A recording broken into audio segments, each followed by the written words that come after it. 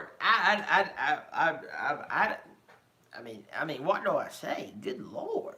Man, how you doing? Thank you so much for joining me. If you're brand new here, I'm Bobby Dirkens. I'm top of the morning to you, though it's at this time after 11 p.m.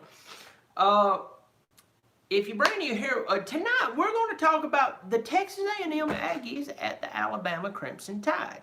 Hit the subscribe button. I know a lot of us say that, but it helped my little old channel out. It ain't gonna hurt you anyway. And hit the notifications down, dangling around there. It don't always work. Clemson Carson told me it don't always work. But I see a bunch of you getting in here. This is a live stream if you're watching this later on. A bunch of people getting on in here. I do appreciate it. Thank you so much for joining me. It's a good night. So let me talk about Texas A&M at Alabama. We have to back up a little bit. Okay, we know Alabama is Alabama. I'm not going to take away from that. Clemson and Alabama has a history. All right? You beat us twice in the national championship, not in the playoffs.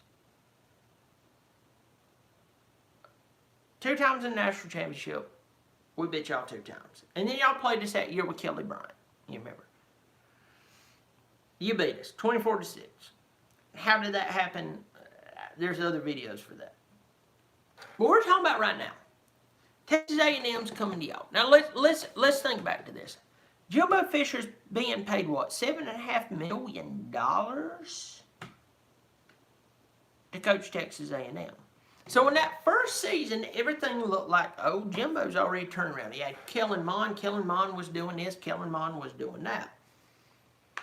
And so we thought that last year that Texas A&M was going to do what, well, everybody would think they would do. They would improve. They would get better. They would play better. You can say, well, Bobby, they're in the SEC. How dare you and your lowly little ACC just shenanigans. How dare you say anything towards them? But, I mean, just be a football person for just a second and go, I think should have got better.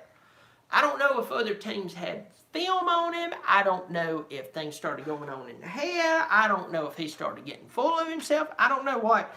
But Kellen Mond never looked like Kellen Mond should. I heard an announcer say the other day, there was somebody I agreed with, one of the very few times, that Kellen Mond was Superman when he didn't have to be Superman, and the times that A&M needed him to be Superman, he wasn't Superman. Now, I know some of you are going to rip me apart for that. Just, that's a, little, FYI, I'm used to that. That don't bother me anymore. So, and by the way, I'm not breaking wind. This, you hear that desk right there? First of all, I can do fart sounds on my face, and it's fart looks right there. It's believable. Oh, yeah. Sorry, I had to do that. Right now, this is Monday, September the 28th, so if anything changes over the next few days, blah, blah, blah, blah, blah, this will, of course, things can change between Monday and Saturday when you play. Right now, Vegas has Alabama as a 16.5-point favorite. Let's be honest with ourselves. As long as Mac Jones, and then I'm going to quote an Alabama fan who said, Mac Jones won't win a game for you, but he won't lose it for you. And this is somebody who eats, sleeps, breathes Alabama football. They love Alabama football. Remember, Greg McElroy has a national championship. Remember, A.J. McCarron has a national championship ring. So if there's a few of you Alabama fans going, I detest what you just said. Remember, those 2 guys have national championship rings. It doesn't matter.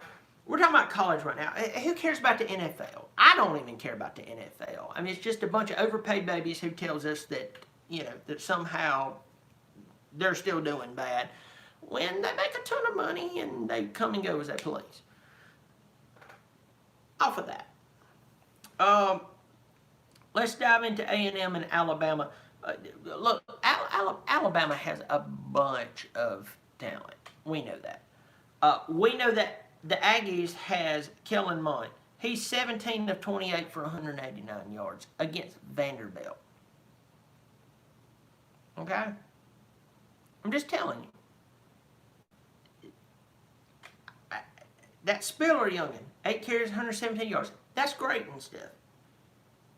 But I am just telling you right now, I don't know what's going on at A&M, but it is, from outside looking in, it doesn't look good. I know that there's some of you sitting here going, well, mine plays in the SEC and y'all play in the lowly ACC. Yeah, every time we play at Youngin, we still beat him. Every time we play an SEC team, except for last year with LSU, and Alabama, don't even chime in. You lost to them. You lost to them. Go away. Georgia fans, please go away. You definitely, you remember what happened to y'all with LSU? Yeah, go away. But the majority of the time that Clemson plays an SEC team, we beat them. Especially with Sweeney. We beat them.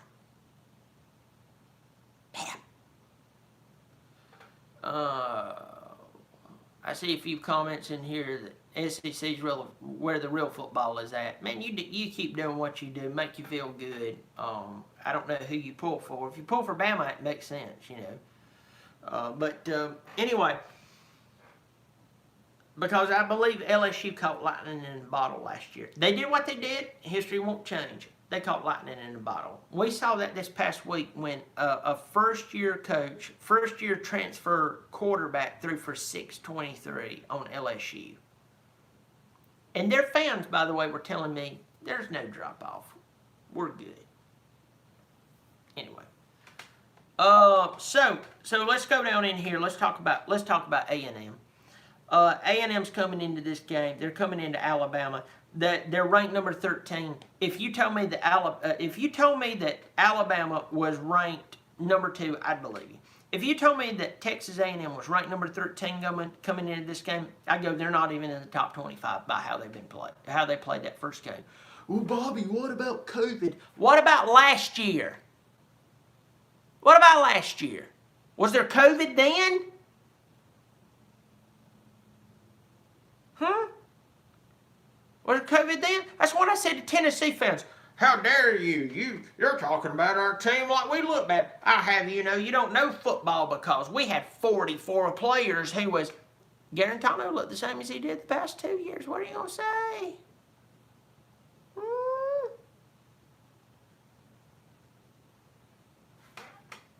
Keep going on, but I'm gonna tell you right now, Tennessee this past week looked just like Tennessee. Past 2 or 3 years. No COVID. There are times, listen to me, that you can come in and continue to throw out the same excuses year after year after year. And one year it might stick, but the other years it's just an excuse. Supposedly Bama's going to win this game 16.5 points. This is on Monday, as I said before the game. I believe Alabama's going to win this game by 3 touchdowns. And I'm going to tell you why. Because Nick Saban is sick and tired of hearing about anybody who could possibly compete with him. He had to deal with last year. He is sick and tired of hearing about what Jimbo was going to do, and he's going to take an extra stab at throwing them into the ground. He's going to do his very best, and by the way, he has the talent, whether you think Mac Jones is great or not, he is going to run them into the ground, and my prediction is that Alabama wins this game by 3, maybe even 4 touchdowns. Why? Because A&M is nothing but a letdown who is overpaying a coach that they should have never went out and hired. Period. Don't care about the national championship at Florida State. Look at how bad Florida State is now. Look at Florida State and the crap that went on while he was the coach. People, that matters. I don't care what you think. Who cares less? I care. That team was led away by murder. And when he was gone, all Taggart did was suspend and kick off players from the team for smacking around women. That'll tell you exactly what coach that Texas A&M has. Didn't say he wasn't a good coach here and there, but did you see them struggle against Vanderbilt? Yes, you could say, well, is this a good Vanderbilt or is this a good Vanderbilt team or bad Vanderbilt team? The truth is, just stick with me. Here's the truth. Here's the truth. Here's the truth. Texas A&M, if they were truly in the running to be anything significant in the SEC alone, just in the West, would have beat Vanderbilt by 3 touchdowns, at least. At least. So, there we go. I call Bama wins this ball game by at least 3 touchdowns, if not 4. And don't be surprised if he drops his drawers and craps all over A&M, because I think that's what's going to happen. I think that Kellen Mond hit hit absolutely his best. I don't know if it is a Kellen Mond problem. I don't know if it's a development problem, because Kellen Mond looked absolutely promising when he played us a few years ago. He truly did look absolutely promising. My question is, did they develop him right? And that's a really question that really I don't know who can answer. Alabama wins this ball game by at least 3 touchdowns, maybe even 4. I'm Bobby Dirkens. Hit the subscribe button, turn on notifications. If you don't like me, I'll sleep well tonight between my sexy wife and 2 pillows and a really nice comforter. You keep showing up, I'll keep showing out. Bobby Dirkens!